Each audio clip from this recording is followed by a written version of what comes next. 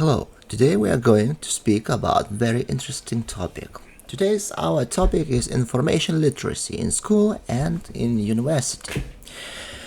Let me say by starting that we are living in the information age or in age of knowledge, 21st century, where the information literacy becomes one of the most important skills for human beings.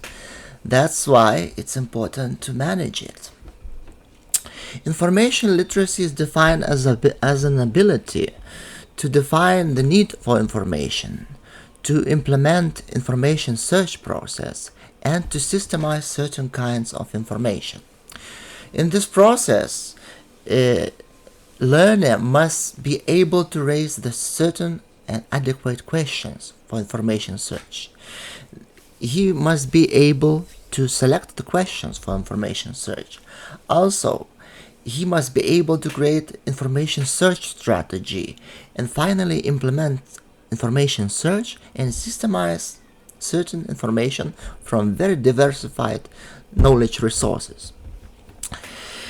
And of course, in spite of fact that we have many resources and many information about the information literacy in the internet, in the library, we still have a lot of open questions. How to educate information literacy in the primary school? How to educate information literacy in basic school, in gymnasium school? Also, how to educate information literacy in higher education organization? And those questions are not so easy to answer because there are a lot of things to take into account. And of course, the main questions are raised concerning those questions are that we must understand that when we are looking for information, we are not looking for general information about the learning subject or learning object.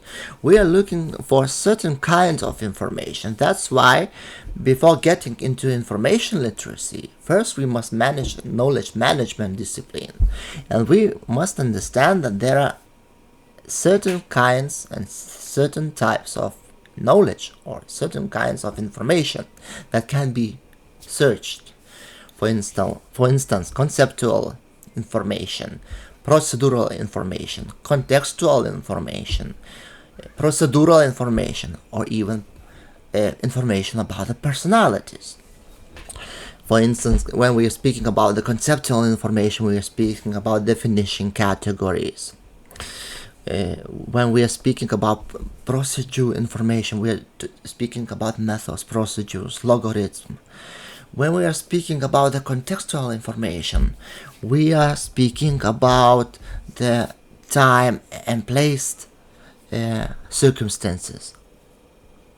When we are speaking about the relational information, we are speaking about the causes or causal information. And finally, when we are speaking about the information about the personalities, we are speaking about special information related to the great personalities, about some historical personalities like scientists, like philosophers, and so on. So you see, we have plenty of information that could be managed in a certain way, in a certain systemical way. We have conceptual knowledge, we have procedural knowledge, we have contextual knowledge, we have causal knowledge, and finally we have knowledge about separate personalities. That's why it should be managed in the right order, not to get confused with a lot of information we get from the internet, we get from the library.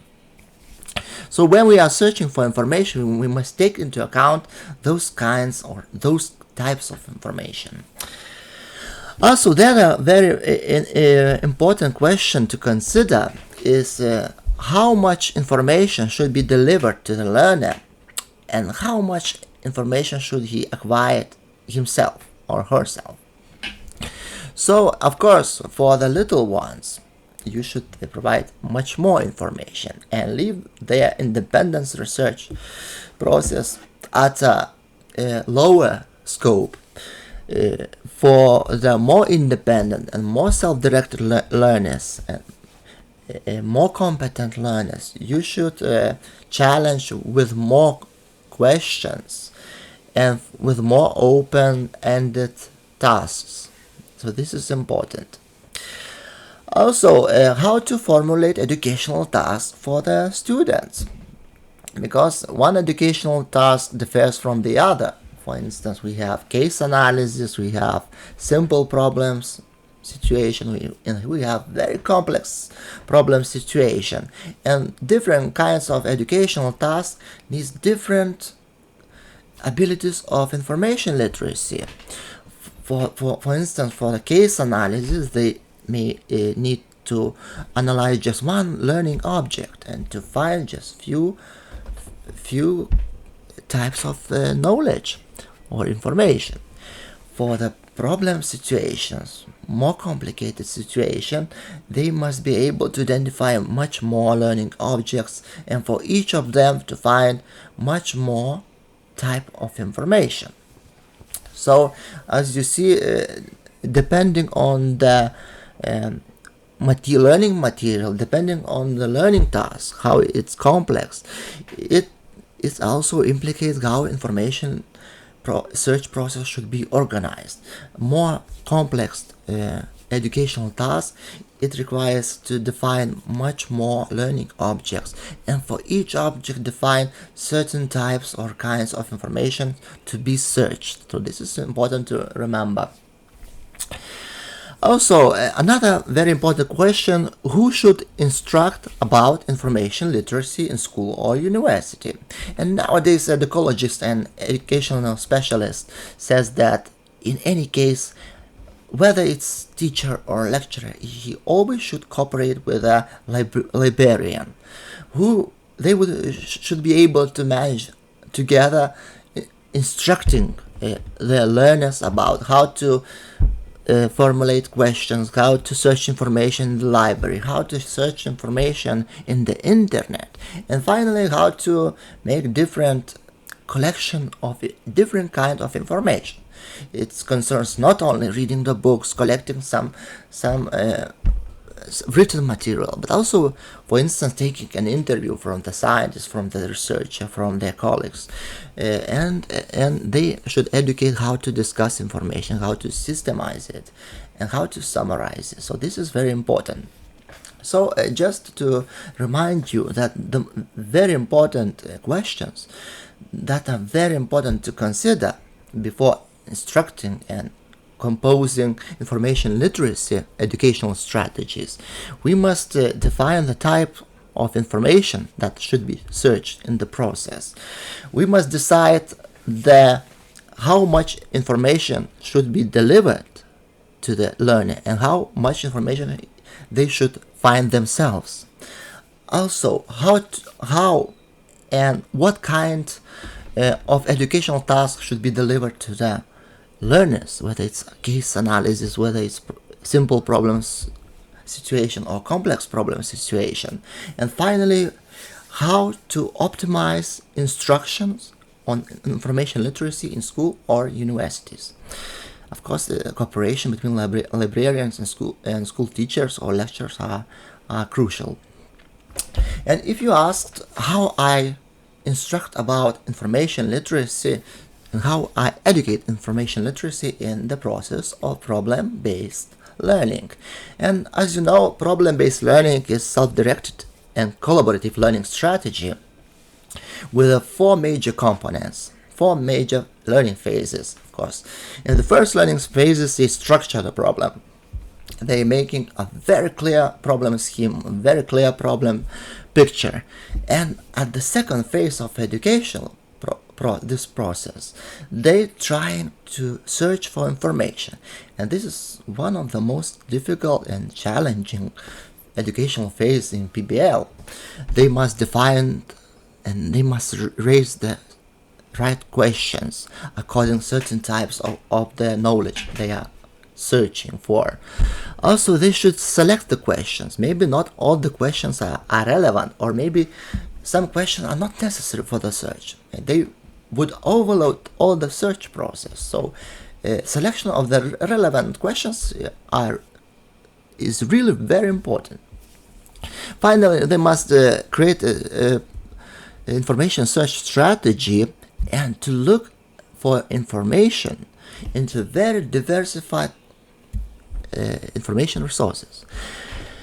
And finally, when they find information, they should systemize it according to some knowledge management criteria like types of information and discuss found information in the group.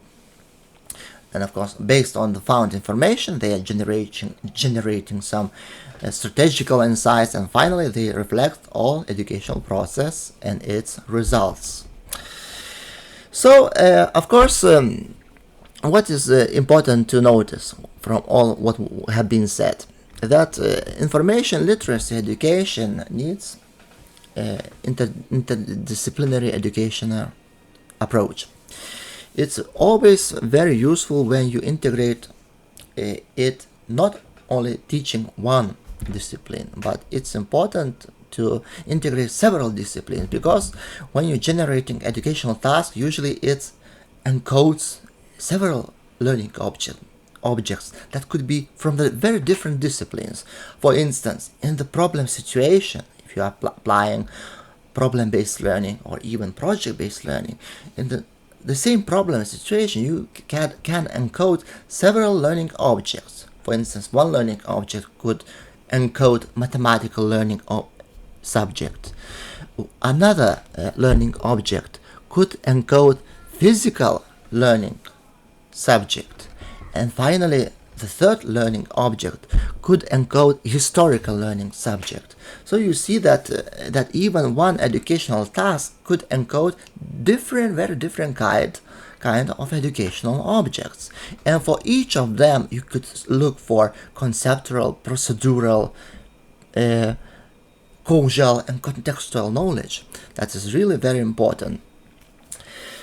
And of course, to summarize what has been said, it's important to mind that information literacy appears in the information age, in the 21st century, where the innovative strategy should be used in the educational process. That's why, in order to use information literacy education successfully, first you must change your educational didactics, because innovative education promotes information literacy, especially. Also, it promotes analytical thinking and promotes critical thinking skills. Information literacy abilities are very important for successful long life learner. That's why it's important to educate them at the different levels of educational systems, from the kindergarten until the higher school.